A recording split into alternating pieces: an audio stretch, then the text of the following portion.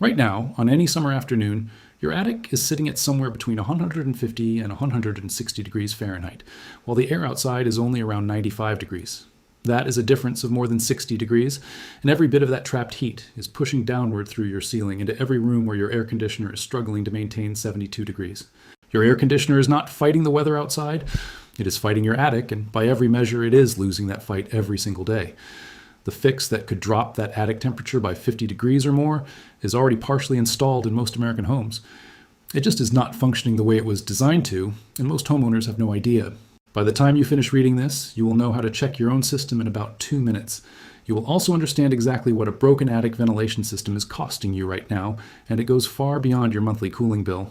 Your shingles are being destroyed from underneath, not by the sun beating down from above, but by the intense heat building up below them inside your attic.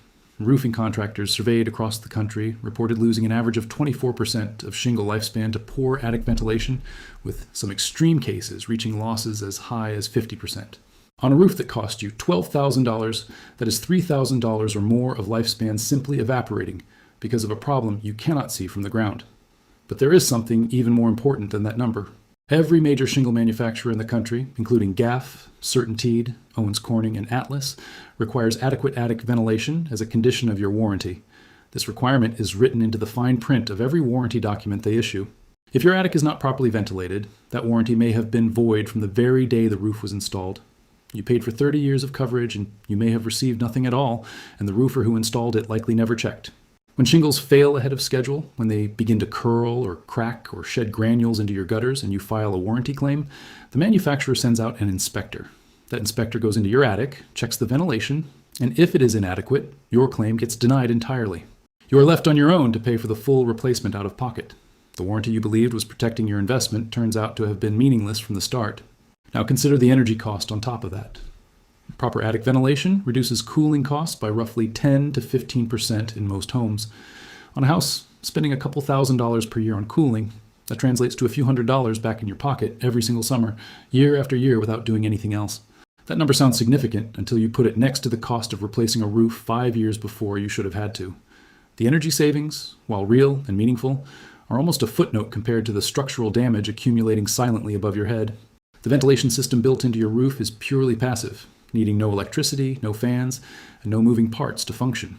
Cool air enters through soffit vents at the bottom of the roof, travels up along the underside of the deck absorbing heat, and exits through the ridge vent at the peak.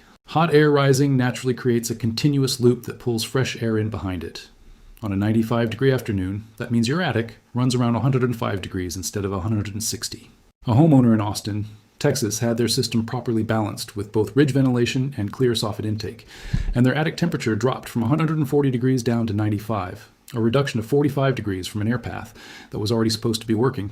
So why is this not happening in your home right now? Research indicates that roughly half of all homes in the United States show evidence of improper attic ventilation, and the most common failure is not a missing vent, but a blocked one. Blown-in insulation drifts toward the eaves over time through normal settling.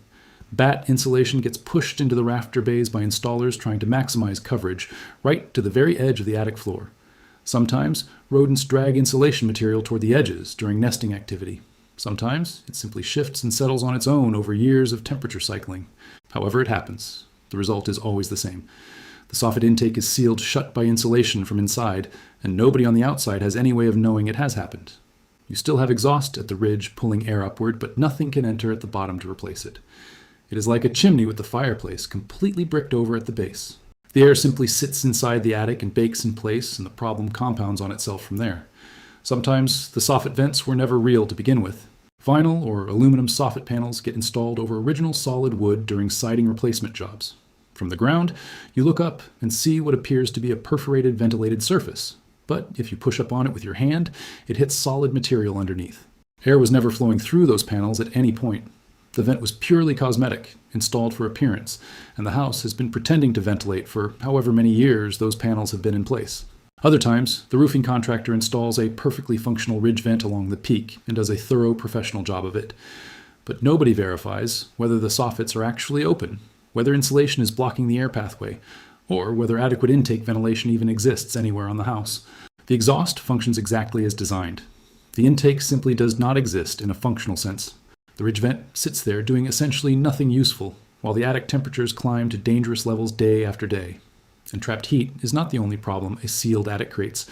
A typical family generates between 2 and 4 gallons of moisture every single day through cooking, showering, and breathing. That moisture rises as vapor and moves upward through the house. In a properly ventilated attic, that moisture exits through the ridge vent along with the hot air, carried outside where it cannot cause any damage. In a sealed attic, it condenses on the underside of the cold roof deck and soaks steadily into whatever insulation is below it. Wet fiberglass insulation can lose up to 80% of its R value, which is its measured ability to resist heat transfer. The insulation you paid a significant amount of money to install is barely functioning at all, specifically because the ventilation system that would keep it dry is blocked by that same insulation sitting against the soffit openings. It is a problem caused by the intended solution to an entirely different problem, running silently in millions of attics across the country right now. If your heating and air conditioning ductwork runs through the attic space, which it does in a large number of American homes, the situation gets measurably worse. Your air conditioner is pushing cold, conditioned air through metal ductwork that is completely surrounded by air that has reached 160 degrees. The conditioned air warms up significantly before it ever reaches your living spaces, and you are effectively paying to cool your attic rather than your house. And if you live anywhere with meaningful winters, there's another serious consequence waiting for you. A hot attic melts the snow sitting on your roof from underneath, from the heat rising through the deck rather than from solar heat above. That meltwater runs down the slope toward the eaves, which hang past the heated envelope of the house and therefore remain below freezing. The water refreezes at the eave, builds into a ridge of ice, and more meltwater pools behind it until it backs up underneath your shingles and finds its way into your ceiling below. That is an ice dam, and they cause hundreds to thousands of dollars in interior water damage per event. They start with the exact same blocked soffit vent that is causing all your summer cooling problems. Here's where a lot of homeowners actually make everything significantly worse while trying to fix it. You notice your attic is running dangerously hot, and you search online for a solution. The first result you find recommends a powered attic ventilation fan, an electric roof-mounted unit with a built-in thermostat that automatically activates when attic temperatures rise. You spend around $200 and have it installed, and it appears to be pulling hot air out of the attic exactly as advertised. Here is what is actually happening inside your house as a result. The fan creates negative air pressure inside the attic space. If the soffit vents are blocked, which they are in approximately half of all American homes, there is no outside air available to replace what the fan is exhausting. So the fan pulls conditioned indoor air upward through every gap and penetration in your ceiling instead. Recessed lights, plumbing chases, the attic access hatch, every small opening becomes an entry point for your expensive cooled air to get drawn into the attic and exhausted through the roof. Your air conditioner works dramatically harder to compensate for the conditioned air being pulled away. Your monthly bill increases rather than decreasing. The Department of Energy Building America program has explicitly warned against powered attic fans in homes with inadequate intake ventilation. Studies found these fans pulled an average of 231 cubic feet per minute of conditioned air out of the homes being tested, which is not a minor incidental loss, but a serious measurable drain on your cooling system. You spent $300 in total to make the underlying problem worse, while the actual fix, clearing the insulation away from the soffit openings, would have cost you nothing at all. All right, so why does your roofing contractor not check any of this when they put a new roof on your house? The American roofing contractor industry generates over $76 billion per year, with average roof replacements running between $10,000 and $20,000. The contractor's scope of work is the surface of your roof. They strip the old shingles, inspect and repair the decking, and install new shingles. They install a ridge vent along the peak because building codes require exhaust ventilation, and because it is visible, inspectable work. But verifying that every rafter bay has a clear and unobstructed air channel running from the soffit up into the open attic space is not on the estimate, not part of the written scope, and not included in the bid. The contractor who crawls through your entire attic space checking every single vent channel before starting work is the one whose quote comes in higher than every competitor. That contractor loses the job to the one who did not include that inspection. Both install ridge vents that look identical and meet code requirements. Only one of them actually works as intended. Nobody deliberately skips this step in some kind of bad faith decision. The step was simply never defined as part of the job in the first place. The roofing contractor is paid to install a roof on your house, and whether the attic beneath it can breathe properly is a different trade, a different skill set, and a line item nobody requested because nobody knew to request it. Now, here's what actually checking this yourself looks like in practice. It is far simpler than most homeowners expect, and the whole thing takes less than an hour, even if you go slowly. Pick a morning before the day has had time to heat up, because you do not want to be moving around in an attic that is sitting at 160 degrees in the middle of a summer afternoon. Wear gloves, long sleeves, and a dust mask if your attic has fiberglass insulation, because the material is intensely irritating to your skin and respiratory tract. Bring a good flashlight and get into the attic space. You are looking toward the low edges, where the roof slope meets the top of the exterior wall. If you can see a gap between the top surface of the insulation and the underside of the roof deck near the edges, with maybe some faint daylight visible coming through the soffit vents, then air is entering the system and things are working at least partially. Now look for the opposite condition. Insulation piled up solid against the roof deck all the way out to the very edge. No visible gap, no incoming light, pink or yellow fiberglass, or loose blown material stuffed completely into the space between the rafters right up against the eave. That is your problem, right there in front of you, and you just found it without hiring anyone. The fix from this point is almost embarrassingly straightforward. Put your gloves on, reach into the rafter bays near the edges, and pull the insulation back from the soffit openings. You are not removing insulation from the attic entirely. You are simply pulling it back from the eave by about 6 to 12 inches, so there is a clear open channel running from the soffit vent upward into the main attic space. Work your way around the full perimeter of the attic, clearing each rafter bay one at a time. As you clear each opening, you will likely feel air beginning to move past your hand, outdoor air entering the attic for the first time in however long the insulation has been sitting on those openings. That is the $0 version of this repair, and it may deliver most of the benefit available to your home. You are not installing anything new, you are not purchasing any materials, and you are not calling a contractor. You are removing an obstruction from a system that was already designed and built to work correctly. If you want to prevent the insulation from drifting back over those openings again over time, the solution is rafter baffles. These are simple foam or rigid plastic channels available at any home improvement store in the insulation section. They look like long, shallow trays roughly 2 feet in length and size to fit snugly between a standard pair of rafters. You slide one into the rafter bay right where the roof deck meets the soffit area and staple it firmly in place against the underside of the deck. It creates a permanent, clear air pathway and physically prevents insulation from creeping back into that space no matter how much it settles. Each baffle costs between $1 and $2.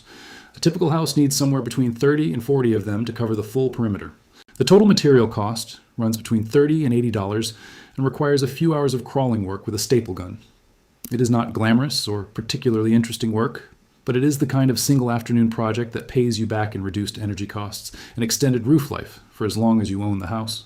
Some homes are genuinely missing part of the ventilation system entirely, rather than simply having a blocked one.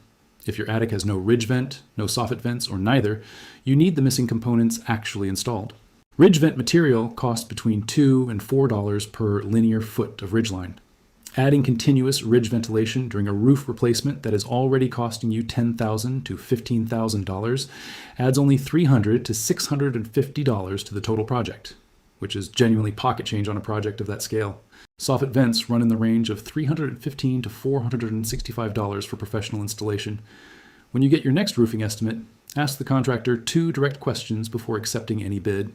Ask whether continuous ridge ventilation is included in the scope, and ask whether anyone has verified that the soffit intake pathway is actually clear and unobstructed.